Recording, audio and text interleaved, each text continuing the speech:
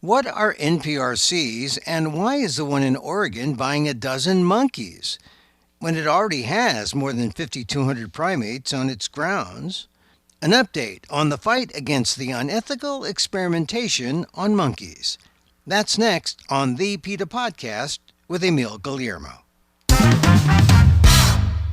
Welcome to the PETA podcast. I'm Emil Guillermo, your host for this inside look at animal rights, brought to you by PETA, the largest animal rights organization in the world.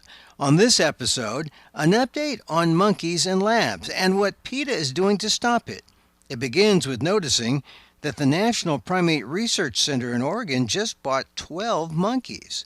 But why, if they breed monkeys there, or why, if it has over 5,000 monkeys already, do they have to buy 12 monkeys?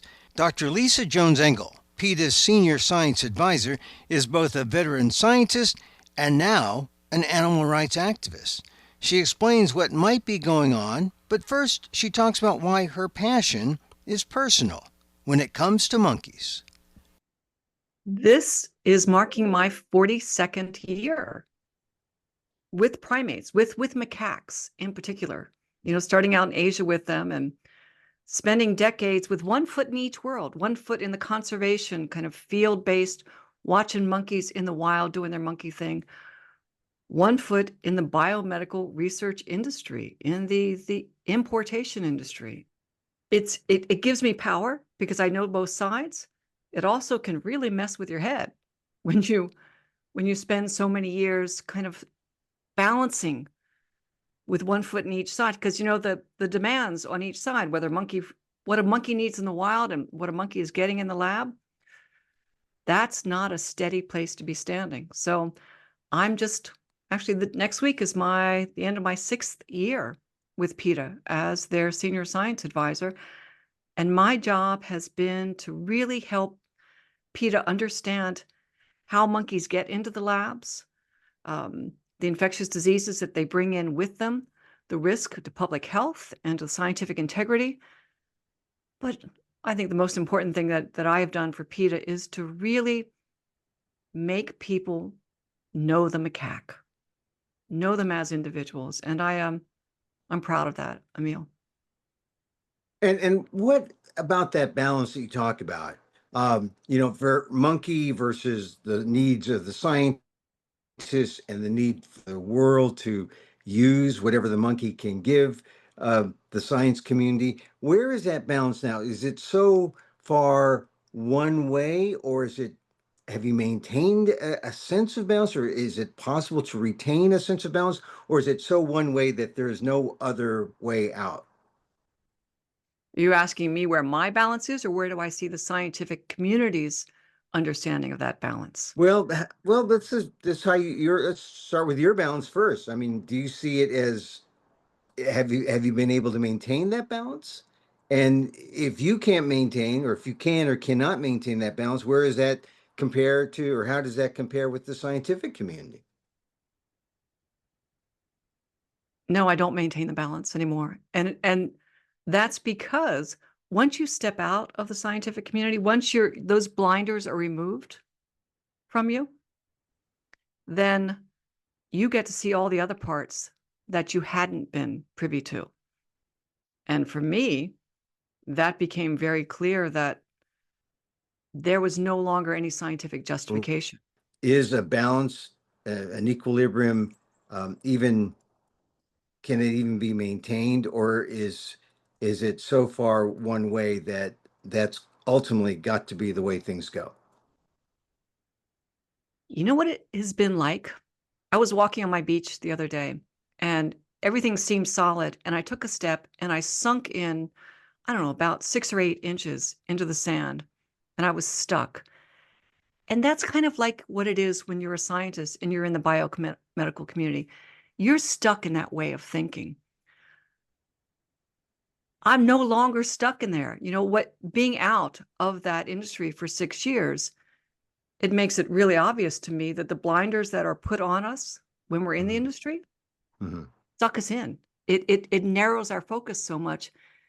And when you step out, when you take off the blinders, you realize this is The monkey does not need to be in the lab anymore. That's not serving science. That's certainly not serving the animals. And I think the scientific community they're looking down at their feet and thinking, wow, this is the wrong spot to be in. Yeah. Hey, that's an excellent metaphor because tell me what's happening at the Oregon National Primate Research Center and why it's such a big an issue now. The Oregon Primate Center has got so many things kind of piling up on it. There is a fabulous political movement in place to actually get it closed down, support from the legislators, from the governors, but it's also the scientists themselves and the big funders, the NIH, who are saying, you know what? Having 5,250 monkeys in a facility of which 75% of them you are not using for experiments, that's not science. That's just grift at this point. That is institutional stuckedness in the mud. And Oregon's being called out on that. One of the things that's happening is that they're actually still buying monkeys. This latest news, they're getting paid millions to breed them. Why are they bringing more monkeys and warehousing thousands of them? I mean, they've got thousands, right, of them. Monkey, hard to believe that many. But why are they buying monkeys? Bringing in, I think, about a dozen recently. Yeah. They had, as of their own numbers that they put up for fiscal year 2024, 5,490 primates in their Oh, facility.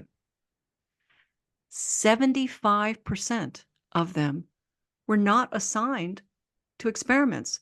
They were simply being warehoused. They were part of the breeding colony, a breeding colony which is overrun with infectious diseases, but that's a different podcast. 75% of those animals are not assigned to them. The overwhelming number of, or species of monkey that they have is called the rhesus macaque, the Indian origin rhesus macaque. And yet somehow in July, they bought 12 long-tailed macaques. And we've talked before, Emil, about the difference between long-tailed macaques. Those are normally the monkeys that are used in pharma, safety and efficacy studies. Those are the imported monkeys. Those are the monkeys caught up in that international monkey laundering. yeah. Oregon decided to bring a dozen of those animals into their facility. And the other crazy thing? They already had, looking at their own numbers, 16 long-tailed macaques just sitting there twiddling their thumbs. In Yeah. fiscal. Well, why is that then? I mean, just to sort of uh, flaunt the fact that they can do it, or to keep the activity alive, to what do you think? I guarantee you it had to be a question about money. The long-tailed macaque, you look at the other kind of importer facilities around the country. I just heard this morning on a report from Charles River, they're like, yeah, the demand is down for long-tailed macaques. And so our best guess is that one of the investigators at the Oregon Primate Center got a deal on a bunch of cheap monkeys. And they're like, sure, we'll take them.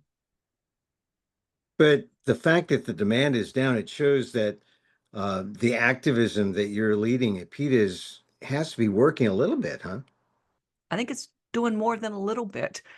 The world no longer can deny or say they don't know that long-tailed macaques are being imported for use in experimentation, predominantly into the US, but also into Canada, into Europe, into the UK, into China. I mean, PETA has been out standing on the top of every building, every hill, and shouting it, and people are listening now. Mhm. But also the scientific community has been given kind of the green light from the FDA and also from the NIH. The scientists are transitioning towards non-animal methods.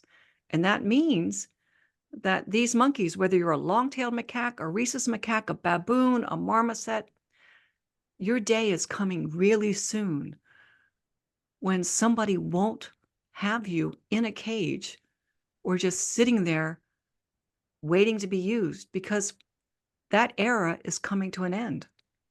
Well, this is a significant moment then for the NPRCs, as they're called, the National Primate Research Centers that are throughout the United States, and one in particular in Oregon that you've been focused on. So, explain to the audience what these NPRCs, National Primate Research Centers, are and what they do.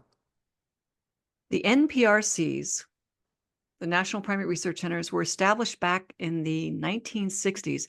And actually, the Oregon National Primate Research Center was the first one that actually broke ground. So they have been around for 65 years. There used to be 8 of them. One of them closed down more than a decade ago. They're now 7. Over their 60 plus years of existence, they have consumed billions of taxpayer dollars for experimentation, and they have destroyed and consumed the lives of millions of primates.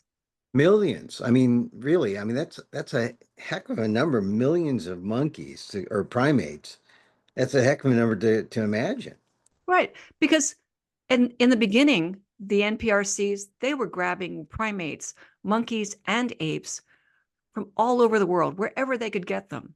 And they were bringing them into their facilities. And the ones who make it into the facilities alive are only a percentage of the ones who actually died during the capture, died during their stints in the fetid monkey farms, died in the transport across the world.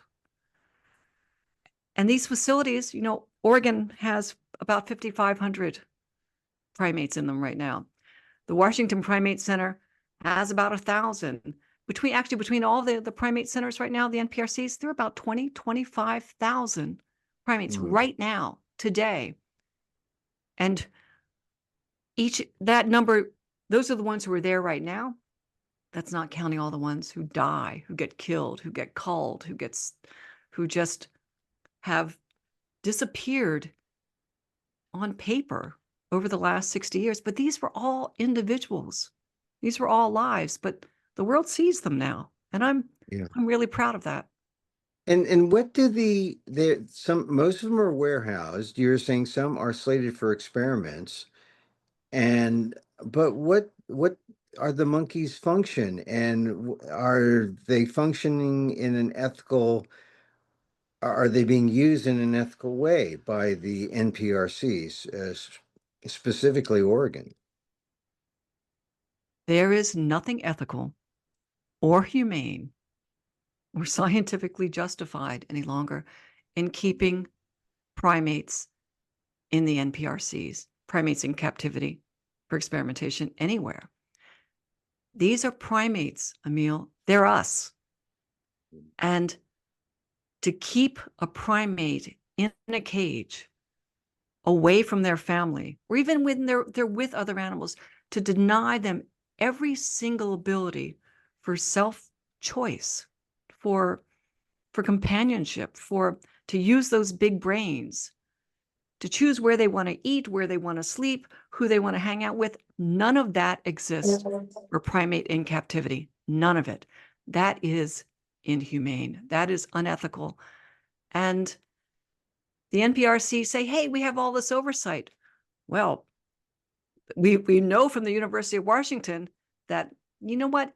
If you have to hide what you're doing, if you have to hide your names, then what you're doing in those facilities is wrong as well.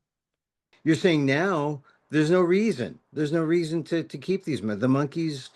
Could be set free, but where would they go if that were to happen?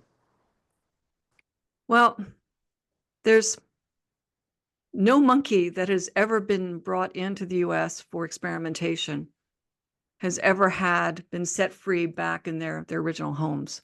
That doesn't happen. And that's actually not going to happen, because these animals cannot be taken back to Cambodia or the Philippines or Indonesia or Vietnam and released back into their natural habitats, because one, they've been exposed to all these unintended pathogens in the NPRCs. Two, they don't know how to be monkeys in a way that would allow them to be successful in their habitats where their grandmothers and their great-grandmothers and their grandfathers and great-grandfathers existed. So Yeah. the only option, and the option that we are pushing for hard, is to provide lifelong sanctuary for these monkeys that we have a responsibility to. The scientists, the NIH, the Yeah. NPRCs all have a responsibility to provide lifetime care in sanctuary for these monkeys.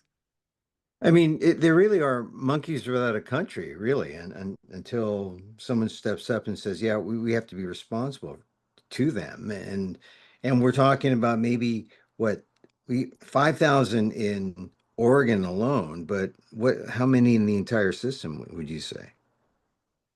Right now in the United States, when you consider all the monkeys in the NPRCs, the monkeys that are held by the importers, the monkeys that are in, small laboratories at JHU or UCLA or, elsewhere, about 100,000 of them. Well, And it sounds like an overwhelming number, Emil, but it's not, because you have to remember there is a way to convert these facilities that they're in now, these horrible facilities, but they can be converted into sanctuaries. The infrastructure is there.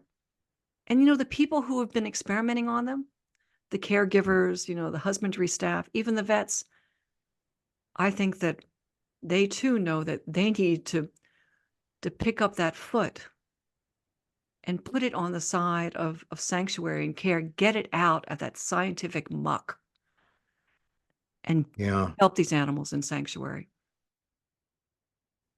Back to that beach metaphor of being on, getting out of, or getting onto more solid ground, which is to be more ethical and to treat the animals, to treat the monkeys, the primates, better than they have. Lisa, let's wrap up just by telling people what they can do now to help the situation. Now that you continue to tell us about the NPRCs and what's happening there and primates and labs, what can people do uh, to take action? People can go to the PETA website. We've got action Mm. alerts that are targeting the decision makers who can shut down the funding for the NPRCs. We have an amazing billboard that's up in Times Square right now that's calling on the NIH to shut down these facilities. It is about putting the pressure. The NIH is moving in the right direction. They have already signaled that they are moving away from animal testing, that they are, particularly with primates, saying, you know what, this is not adding up. All this money, all these lives, and where are the scientific benefits? So we just need NIH to hear from everyone around the country to say, hey, I don't want my taxpayer dollars supporting these 65-year-old decrepit, cruel, inhumane institutions that are the NPRCs. And so go to the PETA.org website, sign the petitions, reach out to the folks who are in the decision-making capacity, and let your voice be heard. PETA's Senior Science Advisor, Dr. Lisa Jones Engel, on what you can do to stop the experimentation on monkeys. Go to PETA.org now. And that's our show for today. Thank you for listening. Don't forget to send a link of this show to your friends. Tell them you like the PETA podcast. You can contact us at PETA.org. You can find me on X or Twitter at Emil Amok. That's EMILAMOK. Or see me at AMOK.com. And find this podcast on YouTube at Emil Amok 1. Once again, thank you for listening. Check out all our episodes on your favorite podcast app or on Apple Podcasts. I like CastBox myself. You can find they didn't pay for this, but you can get all the episodes there on CastBox. You can subscribe to, though, on Apple Podcasts, as well as rate and review the show. And remember, it helps get the word out about the issues you care about. Join us again next time for more insight into animal rights and the fight for a cruelty-free world on the PETA Podcast. I'm Emil Guillermo.